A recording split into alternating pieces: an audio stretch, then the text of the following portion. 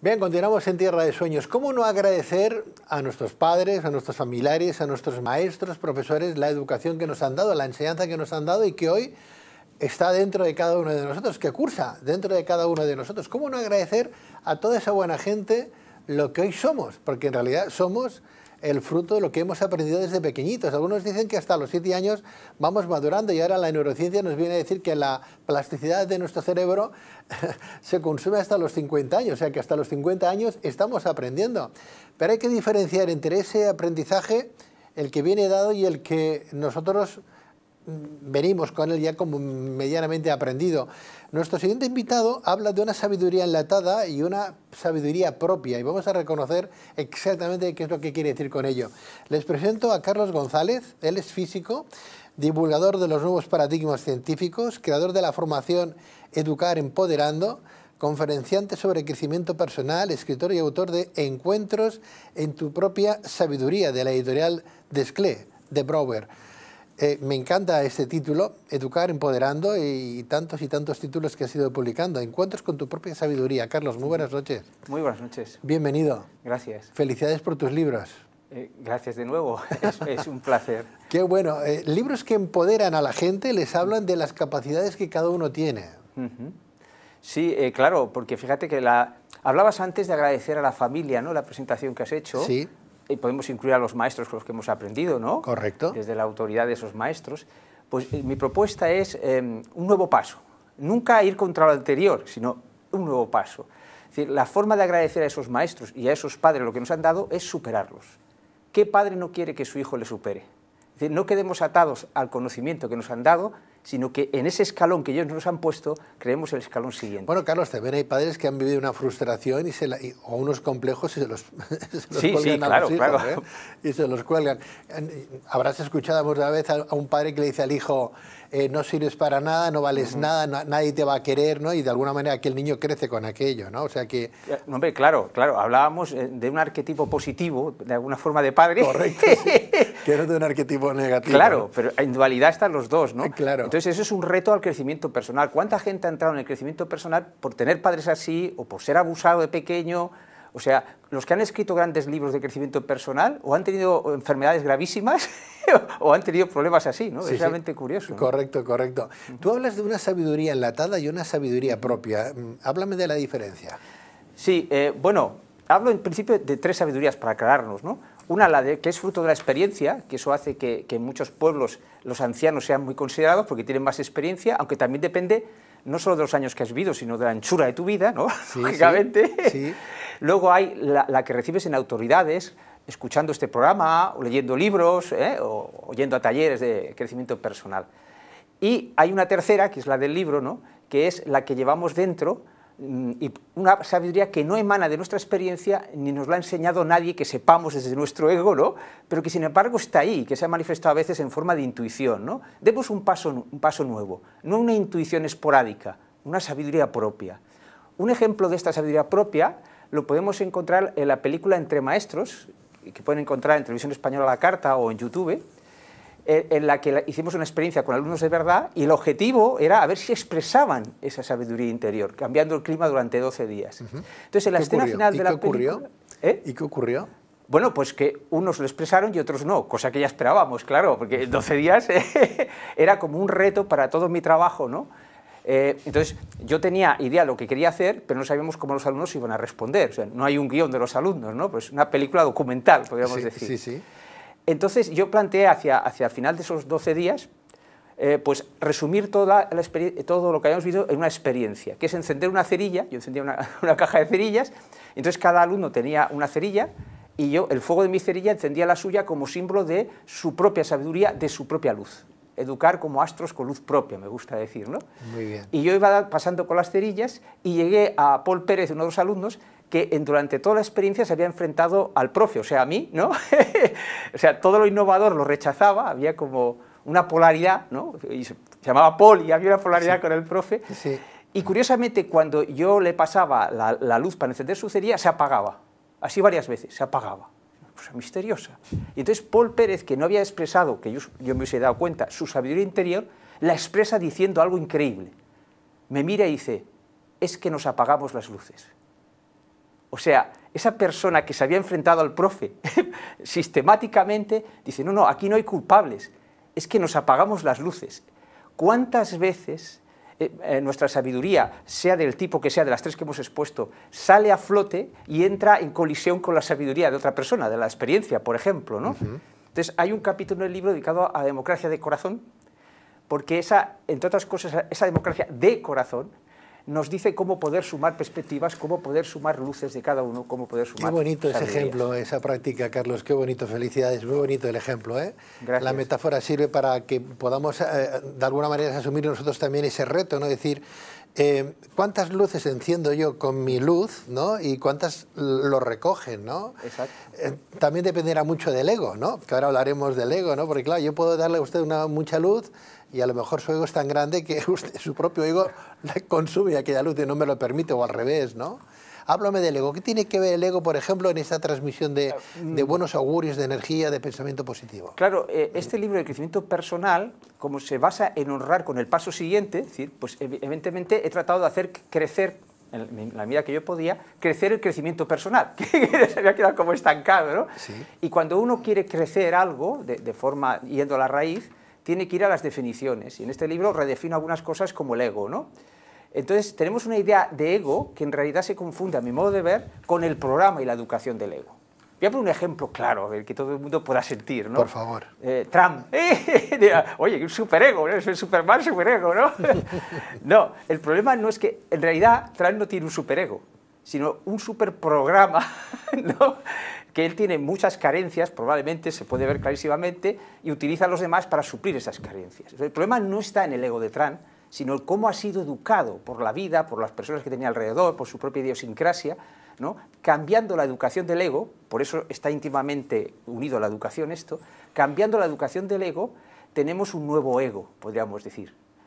El ego es conciencia, es nuestro yo como seres humanos. El problema está en la programación, en la educación, no en el ego. El egoísmo es fruto de la programación del ego, no del ego. No, es como si una persona la confundiésemos con la educación que ha recibido. Hombre, no. Cambiando la educación se mejoran las personas porque llevan un potencial dentro. No obstante, en la sociedad que vivimos, la que estamos abordando todos los días, cuando hablamos de ego, yo creo que lo tildamos mal, ¿no? Porque vemos una persona, esta persona está cargada de ego, ¿no? Como es una persona soberbia, que es vanidosa, ¿no? Que no se le puede hablar, y tú no hablas de ese ego. No, fíjate que tampoco critico esa definición de ego. Hay un capítulo dedicado a las octavas de las palabras, es decir, al evolucionar va subiendo la vibración de las palabras, como las teclas del piano, ¿no? Entonces, hay una definición de ego que ha servido para traer el crecimiento personal hasta aquí, y ahora vamos al paso siguiente. Vemos la belleza en esa definición, y ahora yo propongo otra para el escalón siguiente.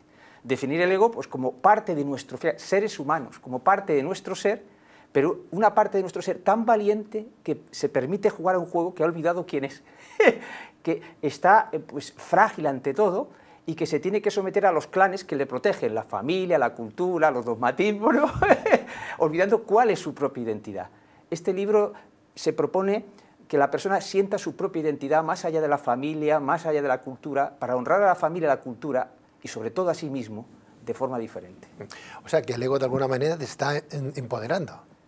No, el ego se puede empoderar. Cuando digo educar empoderando, es el ego, o sea, el yo humano. Porque muchas veces en los talleres o libros de crecimiento personal dice, pues hay que iluminar a la persona y nunca explican qué parte hay que iluminar. Digo, hombre, pues el ser no será, ¿no? Pues ¿qué se ilumina? Pues el yo como humano. Lo que hay que iluminar es el ego. ¿Iluminar cómo? Pues con tu propia sabiduría. Ese ser, esa parte del ser tiene un ser como la punta del iceberg que está en la experiencia humana. Pues, pero ¿cómo le digo yo, Carlos, cómo le digo yo a ese ego que está empoderado y que me empodera a mí con exceso en un momento determinado, que disminuya el reto, ¿no? Claro, fíjate... Que no sea tanto ego, ¿no? Que me acerque un poco más a los demás, ¿no? Que está muy bien permitirse el lujo y decir, bueno, por aquello de que nadie te va a empoderar, te tienes que empoderar un poquito, porque en esta sociedad, como digas que vales 5, estás cateado, porque el resto te pone un 3 o te pone un 2. Por eso siempre hay que decir, claro, no, cada uno vale un 9 o vale un 10, porque para bajar de escala ya está el mundo, ya te rebaja, el mundo ya te rebaja por sí solo. Entonces, pero bueno, de ir por la vida con un 10, con matrícula de honor, diciendo yo soy el rey del mambo, ¿no? A ser una persona pues cabal y tranquila, ¿Cómo lo hacemos eso, Bueno, Carlos? primero dándonos cuenta que no chocan los egos. El ego es la conciencia como humanos, que está programada. Choca la programación. Hay unos estados de necesidad debido a que naces frágil y no sabes quién eres, ¿no? Y si queremos estados de necesidad, entonces tú suples esos estados de necesidad con prepotencia, por ejemplo, y te encuentras con otro. Porque esa prepotencia te da una falsa seguridad. O sea, una persona es prepotente porque busca seguridad, ¿no? Y ese sería el efecto Trump. O sea, una persona con ego en realidad es una persona frustrada, entonces, con complejos. Bueno, en este juego de la dualidad, que ahora vamos hacia un nuevo paradigma, todo el mundo tiene un grado de frustración. Ajá. Tú mismo con el invitado anterior, Ferran, me parece, Sí, que me ha encantado, sí, felicidades gracias. por esa entrevista. Sí, gracias. Pues claro, tienes un grado de frustración que es positivo, ¿no? Porque estas personas que están durmiendo en la calle, ¿no? Te voy a contar una anécdota sobre eso, Sí, por para favor. que veas por dónde va el libro. Venga. Hace muchos años estaba yo por las Ramblas de Barcelona con una amiga y vimos a una persona pobre que estaba pidiendo. Y yo digo, hombre, todo el mundo le da dinero, le da viandas o lo que sea, ¿por qué no le damos belleza? Para que reconozca su propia belleza. Y en los kioscos de las Ramblas compramos un ramito de flores. Y fuimos y le metimos un billete oculto en el ramito de flores. Entonces esa mujer le damos el ramito de flores y se enfada con nosotros muchísimo, nos insulta, pero enfadadísima. Quedamos sorprendidos, mi amiga y yo. Y entonces nos lo aclara su enfado, es decir, es que no entendéis que yo no tengo dónde poner estas flores. Entonces, claro, nos sobrecogió, queríamos darle belleza y ella nos dio una belleza. Todo pobre tiene una belleza interior también. Entonces le dijimos que había un billetito dentro y nos sonrió y se quedó con las flores. Muy importante, esta ONG de antes se ocupa de dar calor humano, viandas, lo que necesitan, pero este libro también ayuda a que sepamos ver la belleza en nosotros y en los demás, y sepamos también darle belleza, hacerle descubrir al pobre que también tiene belleza, porque todo ser humano tiene belleza. Todo ser humano tiene... Qué bonito, Exacto. Carlos, lo que dices. Te voy a tener que invitar más veces a este programa, ¿eh? Me encanta tu discurso, todos tus libros me encantan, me los he tragado todos, no sé cuántas veces los he leído, pero yo voy a recomendar este último libro que acabas de publicar, Encuentros con tu propia sabiduría, de la editorial Desclés de Borbó, porque me parece este que tenemos en pantalla un libro de verdad cargado de sabiduría que tenemos que ir adquiriendo, porque antes lo decíamos, una cosa es la sabiduría que hemos adquirido desde pequeñitos por nuestros ancestros, por herencia genética, como lo quiera usted llamar, y otra cosa es lo que vamos adquiriendo con el paso de los años, ¿no? Cuando uno habla con personas como Carlos González o lee sus libros, se da cuenta de que estamos aprendiendo de una forma tremenda lo que es la vida, el mundo en sí, ¿no? Hablas del arte de la comunicación, el arte de ser auténtico, el arte de la felicidad, pero la felicidad, Carlos, para ti exactamente, ¿qué es? Porque ya sabemos que la felicidad son pequeños momentos, ¿no? En la vida, ¿no? Pero la felicidad para ti, ¿cómo la definirías? Bueno, basándome en esta teoría mía de las octavas de las palabras, Sí. o sea, el cómo yo lo defina no va en contra como lo han definido otros. Sí. Seguro que el señor Tran, su concepto de felicidad no tiene muy en cuenta a los demás, pero... Muy diferente, muy diferente. pero tiene su concepto de Sí, felicidad sí, y por sí, eso sí. hace lo que hace, ¿no? Entonces, hay varias puertas para definir la felicidad, todas incompletas. Una sería encontrarse bien contigo mismo, con los demás y con la vida, ¿no? Para poder celebrar los encuentros contigo, con los demás y con la vida. Este libro es para aprender a celebrar los encuentros, porque ¿qué es la vida? Pues así la de mayor octanaje, la definición de mayor octanaje, la vida es aprender a celebrar los encuentros, porque todos son encuentros. Cuando uno va a comer a un restaurante, pues es para encontrarse con otros, ¿no?